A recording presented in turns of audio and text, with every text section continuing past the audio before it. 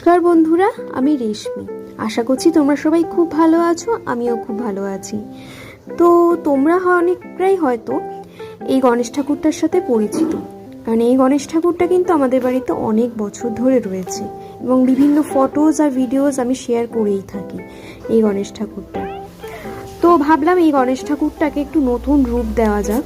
তার জন্য হচ্ছে কি, আমি এখানে একটা এশিয়ান পেইন্টসের হোয়াইট কালার নিয়ে এটাকে পুরোটা কালার করে নিচ্ছি। এরপরে কিন্তু আমি এটাকে আরেকটা কোটিংও করে নিলাম। এবার হচ্ছে কি, গণেশ ঠাকুরটার ধুতিটাকে আমি রং করব, আর ধুতিটাকে আমি লাল রং করছি। তো এটা কিন্তু হচ্ছে এশিয়ান পেইন্টসের একটা রং, আর এই রংটা কিন্তু খুবই সুন্দর লাগছে, দেখো লাল রংটা। আর আমি অনেক গণেশ ঠাকুরের মূর্তিতে দেখেছি এরকম লাল ধুতি, আর আমার খুব ভাল লাগে লাল ধুতি। তো দেখো আস্তে আস্তে করে কিন্তু আমি এই ধুতিটাকে পুরো লাল করে নিচ্ছি।